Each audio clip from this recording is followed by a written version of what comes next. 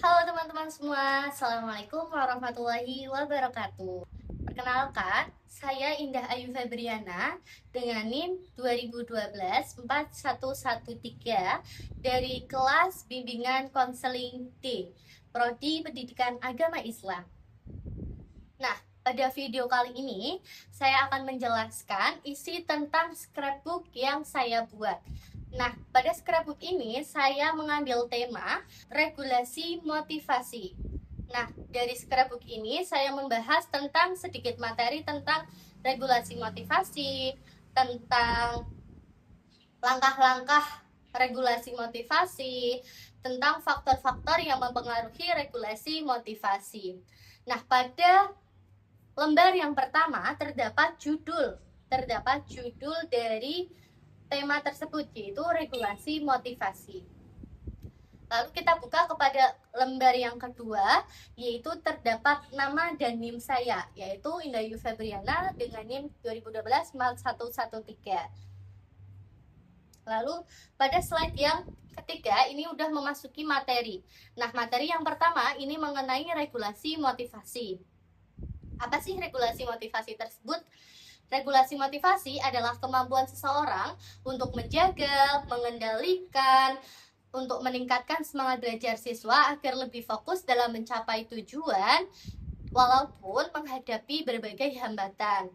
Nah, mengapa sih regulasi motivasi itu penting? Di sini saya tuliskan regulasi motivasi penting karena regulasi motivasi itu dapat membantu tetap semangat dalam belajar, dapat meningkatkan konsentrasi dan disiplin siswa.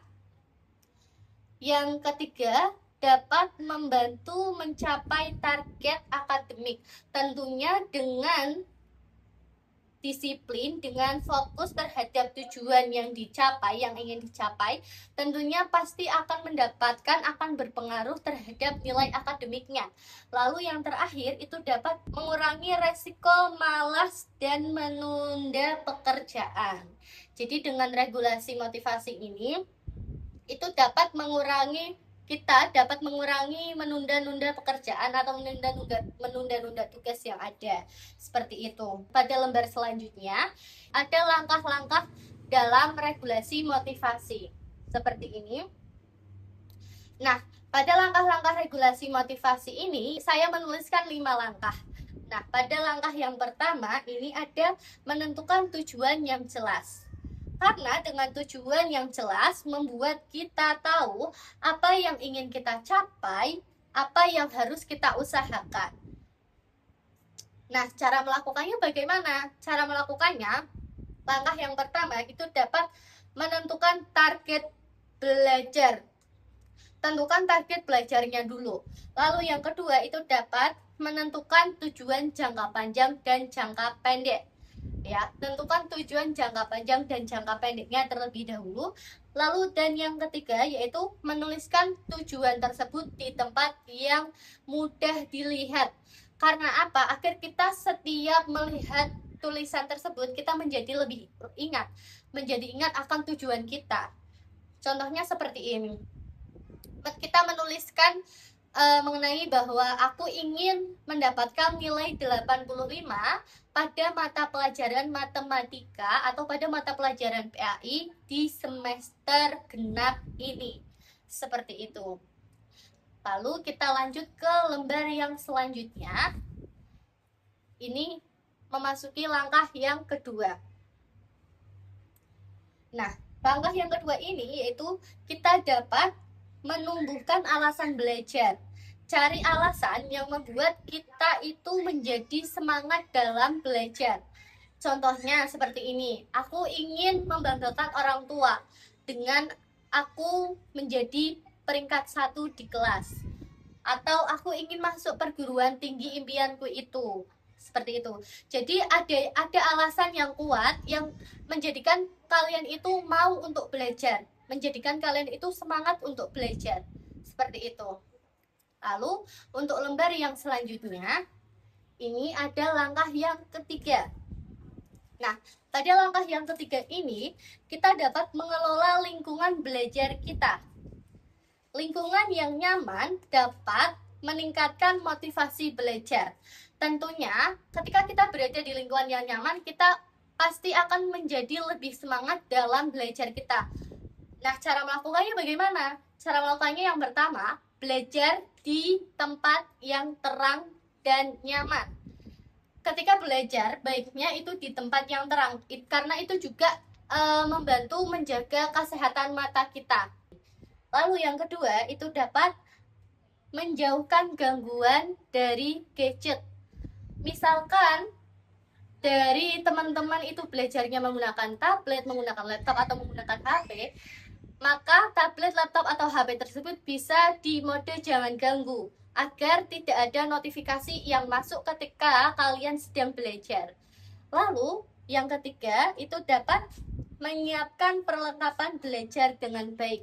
Siapkan apa yang dibutuhkan dalam belajar. Misalnya buku, pulpen, penggaris, atau cemilan, seperti itu. Yang membuat kalian itu nyaman buat belajar, yang bisa menunjang proses belajar kalian. Seperti itu. Baik, mari kita lanjutkan ke langkah yang keempat. Langkah yang keempat ini itu dapat mengatur strategi belajar. Belajar akan lebih efektif jika memiliki strategi belajar yang tepat. Dengan cara yang pertama itu dapat membuat jadwal belajar. Tentukan jadwal belajar kalian sendiri. Tentukan jadwal belajar sefleksibel mungkin terhadap kegiatan kalian.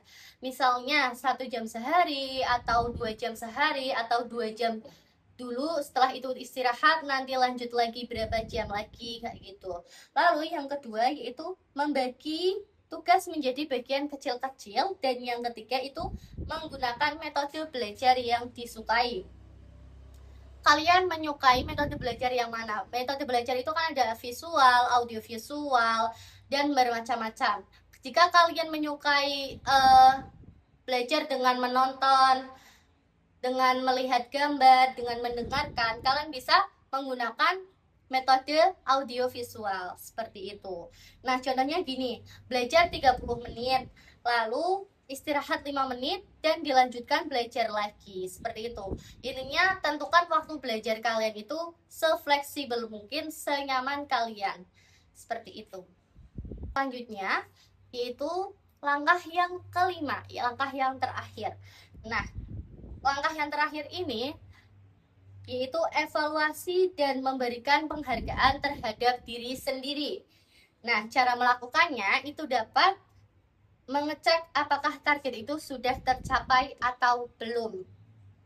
Lalu yang kedua yaitu dapat mengetahui kekurangan yang perlu diperbaiki, dan yang ketiga itu dapat memberikan penghargaan atas usaha yang telah dilakukannya. Nah, jadi setelah kita melalui langkah-langkah 4 langkah yang awal tadi, tidak lupa kita melakukan evaluasi terhadap diri kita sendiri dan memberi penghargaan. Apakah target kita sudah tercapai? Apakah kita sudah mendapatkan apa yang kita mau? Itu perlu dievaluasi. Ketika kita sudah mendapatkan apa yang kita mau, kita juga perlu menghargai diri kita sendiri. Tidak wajib ketika harus berhasil aja.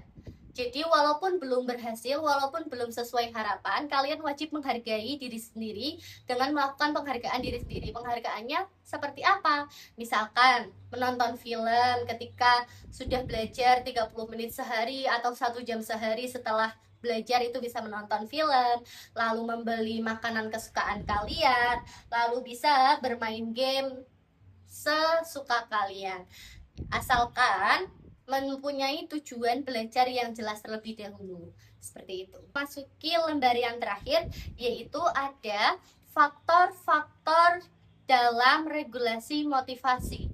Faktor apa aja sih yang mempengaruhi dalam regulasi motivasi tersebut?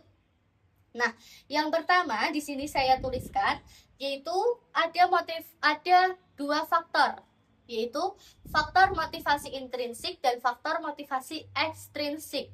Motivasi intrinsik itu berasal dari diri kita sendiri, dari dalam. Dan faktor ekstrinsik itu berasal dari lingkungan atau dari luar. Nah, motivasi intrinsik ini Contohnya seperti belajar karena ingin menambah menambah pengetahuan. Lalu yang kedua yaitu dapat memiliki rasa ingin tahu yang tinggi ya.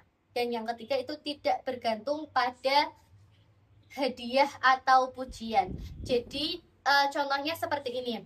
Kita menyukai, seorang siswa itu menyukai membaca buku karena siswa tersebut memang ingin mengetahui apa isi buku tersebut dan menambah pengetahuan dari buku tersebut, bukan karena ingin dipuji karena dia sangat rajin membaca buku, tapi karena dia memang berkeinginan untuk menambah pengetahuan melalui membaca buku tersebut.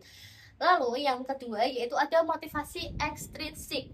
Nah, pada motivasi ekstrinsik ini contohnya seperti belajar untuk mendapatkan nilai yang tinggi, belajar untuk mendapatkan penghargaan atau pujian. Lalu, belajar itu dipengaruhi oleh lingkungan. Contohnya gini, belajar dipengaruhi oleh lingkungan. Ketika teman-teman kalian belajar, jadi kalian ikut belajar. Ketika teman-teman kalian tidak belajar, kalian ikut tidak belajar. Itu dipengaruhi oleh lingkungan. Jadi kita harus mempunyai tujuan yang jelas agar mempunyai prinsip dan tujuan yang jelas agar semua tujuan kita itu dapat berjalan, dapat tercapai dengan mudah. Seperti itu. Jadi begitu saja isi dari scrapbook yang saya buat ini. Semoga scrapbook ini dapat bermanfaat dan bisa dijadikan sebagai pedoman diri saya sendiri juga untuk dapat mengolah regulasi motivasi saya dalam belajar. Terima kasih. Mungkin cukup itu yang dapat saya sampaikan. Kurang lebihnya mohon maaf. Terima kasih. Wassalamualaikum warahmatullahi wabarakatuh.